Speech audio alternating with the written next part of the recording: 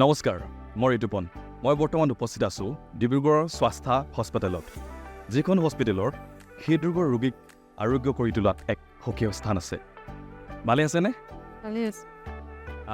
আপোনালোকে যে এই হস্পিটেলখনত মানে কেনেধৰণৰ পেচেণ্ট মানে দেখিবলৈ পায়? আমাৰ ইয়াতে হস্পিটেলত সকলো ধৰণে ইমাৰ্জেঞ্চি পেচেণ্ট আহে বা নৰ্মেল পেচেণ্টো আহে। ইমাৰ্জেঞ্চি পেচেণ্ট যেতিয়া আহে আমি তেতিয়া পেচেণ্টক আমাৰ ইমাৰ্জেঞ্চি ৱাৰ্ড আছে, কেজুৱেলিটি আছে, আমি তাতে হৈ যাওঁ। বাইদেউগৰাকীৰ লগত কথা পাতিলে আপোনালোকে গম পালে। এতিয়া আমি যাম ইমাৰ্জেঞ্চি কেয়াৰৰ, যি আচলতে য'ত অপাৰেশ্যন হয়, অ' টি ৰুমলৈ যাম। আহক, লৈ যাব আপোনালোকক।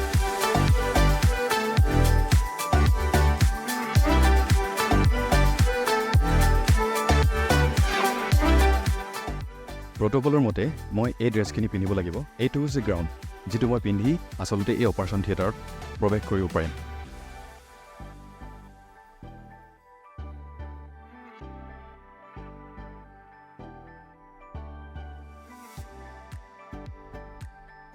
আচলতে এইবিলাক সাৱধানতা মানি চলি পিনেহে এই অতিৰ ভিতৰত সোমাব পৰা যায়, আৰু যাতে ৰোগীবিলাক যিবিলাক অপাৰেশ্যন কৰা হয় তেওঁলোকৰ কোনো ধৰণৰ ইনফেকশ্যন বা অসুবিধা নহয়, তাৰ বাবে এইবোৰ নিয়ম মানি চলিব লগা হয়।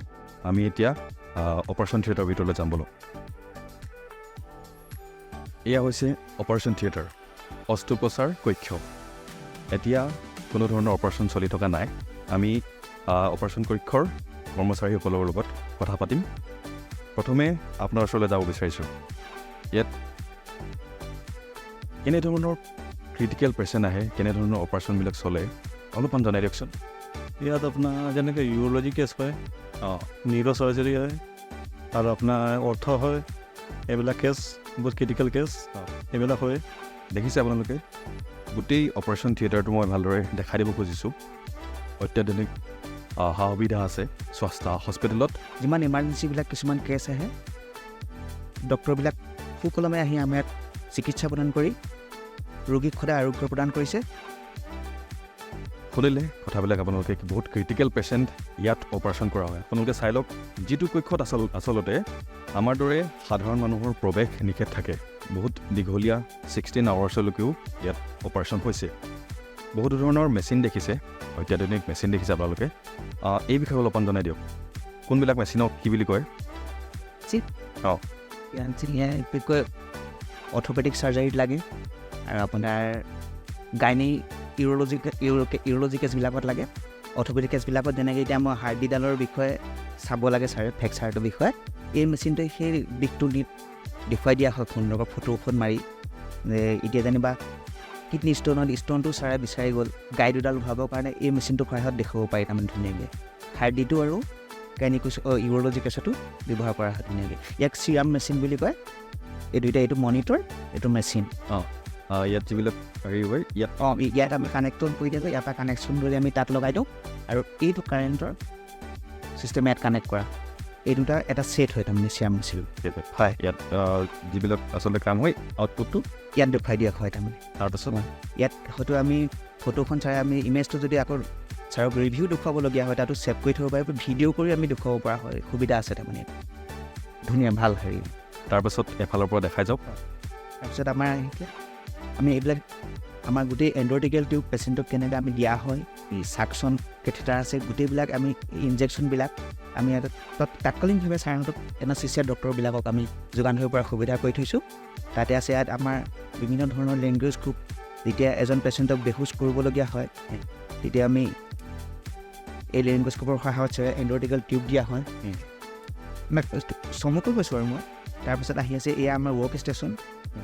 এই ৱৰ্ক ষ্টেচনটো এনাস্থেচিয়া ডক্টৰে পেচেণ্টজনক বেহুচ কৰাৰ পাছত ইয়াৰ পৰা অক্সিজেন আৰু নাইট্ৰাছ দুয়োটা প্ৰদান কৰা হয় এই মেচিনৰ থ্ৰুৱেদি। আৰু এই মেচিনটো ভেণ্টিলেশ্যনত যেতিয়া লগাই দিব, এই মেচিনৰ থ্ৰুৱেদিয়ে পেচেণ্টে নিজেই শ্বাস প্ৰশ্বাস লৈ থাকিব পাৰিব, সুবিধা মিলাই দিয়ে তেওঁলোকে সকলোবিলাক। এইটোৱে হ'ল এনাস্থেচিয়া মেচিন, ৱৰ্ক ষ্টেচন যাক কয়। চমুকৈ কৈছোঁ। আৰু এইটো মনিটৰ, ইয়াত ব্লাড প্ৰেছাৰ লগাই দিয়া হয়, আপোনাৰ ECG লগাই দিয়া হয়, SPOটো লগাই দিয়া হয়। ইয়াতো এটা ৰিডিং দি থাকিব, তেওঁলোকক দেখুৱাই থাকিব। দ্বিতীয়তে আহি আছে এয়া আমাৰ এইটো ভাল HD। এইটো হ'ল আপোনাৰ লেপ্ৰস্কপি চাৰ্জাৰী।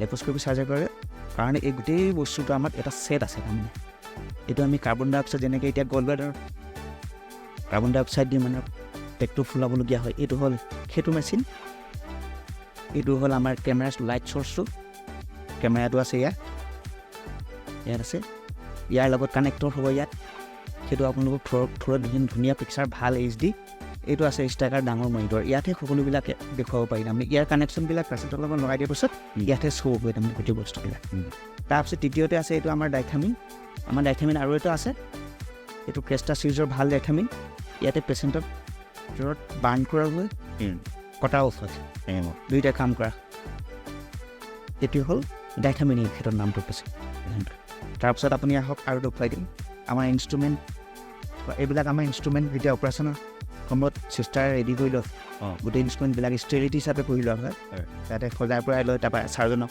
দিব পৰা সুবিধা কৰি দিয়া আছে আমাৰ ইনষ্ট্ৰুমেণ্ট ফাইলছটো যিমানবিলাক ইনষ্ট্ৰুমেণ্ট অপাৰেশ্যন অনুযায়ী দিবলগীয়া হয় তেওঁলোকে চিষ্টাৰ সকলোবিলাক ইয়াৰপৰা লৈ ৰেডি কৰা অটোপ্লেট কৰাৰ পিছত ইয়াত চিলাই বক্স আছে তাৰপিছত ইয়াত আছে আমাৰ কিছুমান ইনষ্ট্ৰুমেণ্ট যেনেকৈ আমি ধুই আমি তাৰমানে আপোনাক গৰম হাতত কৰিব নোৱাৰোঁ লেপস্কপি ইয়াত থোৱা হয় ইয়াতো তাৰমানে এটা কেমিকেল ষ্টেৰিটি কৰা হয় কিছুমান সকলোবিলাক তাৰপিছত মই আৰু দেখুৱাই আছোঁ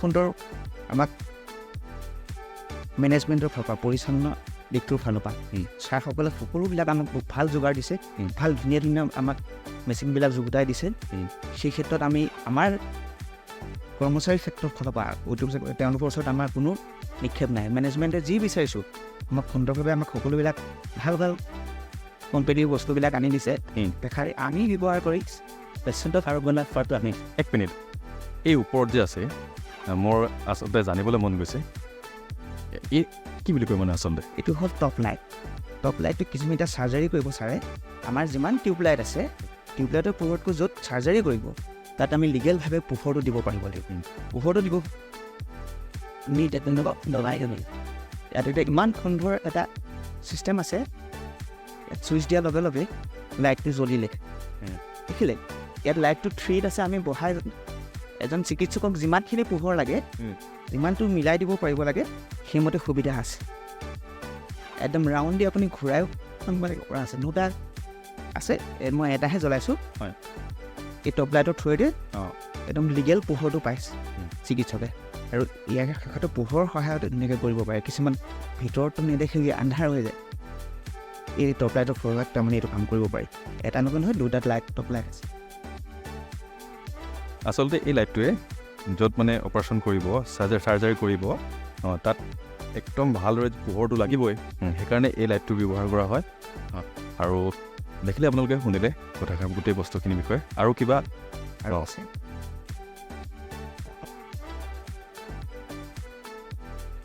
প্ৰায় 8 মুহূৰ্তত এজন চিকিৎসকে তেখেতৰ ৱাছৰুমত যাব ইয়াত আপোনাৰ ষ্টেৰিলিটি কাপোৰ পিন্ধিব লাগিব এনেই আমাৰ যিটো ড্ৰেছ পিন্ধিছোঁ কৰিছোঁ কিন্তু অপাৰেশ্যন কৰিবৰ কাৰণে তাৰ ওপৰতো আকৌ ভাল ড্ৰেছ পিন্ধিব লাগিব একদম ষ্টেৰিলিটি হয় আমিতো অতি ভিতৰত এইটো ড্ৰেছ পিন্ধি আছোঁ ষ্টেৰিলিটি আমি যিটো পিন্ধিছোঁ তাৰ ওপৰতো এজন চিকিৎসকে যেতিয়া চিকিৎসা কৰিব পেচেণ্টক অস্ত্ৰোপচাৰ কৰিব তেতিয়া তেখেতলোকৰ এটা নতুন ড্ৰেছ পিন্ধিব লাগিব ইয়াৰ ওপৰত এই ড্ৰেছটোৰ ওপৰতে তাৰ আগতে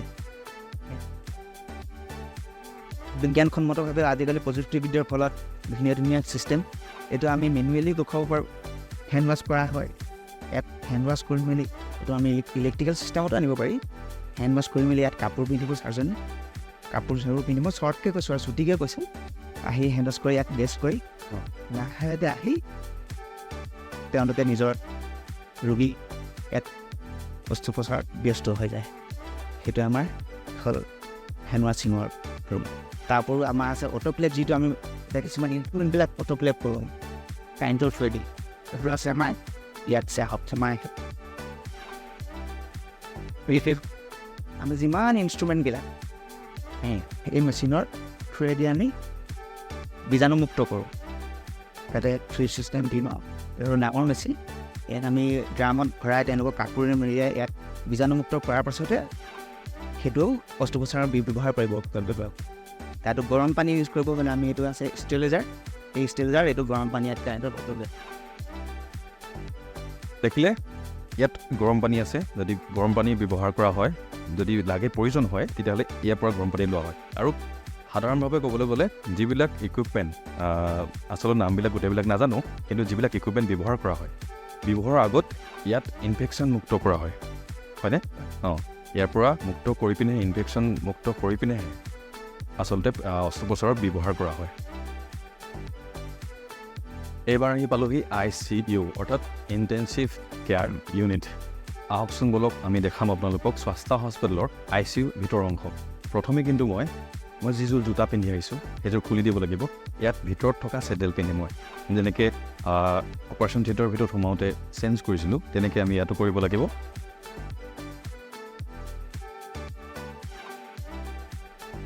অপাৰেশ্যন থিয়েটাৰৰ ভিতৰত যেনেকৈ আমি মাস্ক পিন্ধিছিলোঁ, কেপ পিন্ধিছিলোঁ, গ্ৰাউণ্ড পিন্ধিছিলোঁ, তেনেকৈ ইয়াতো আমি মাস্ক পিন্ধিব লাগিব আৰু এই কেপটো মূৰত লগাব লাগিব। লগাই লওঁ প্ৰথমতে মই।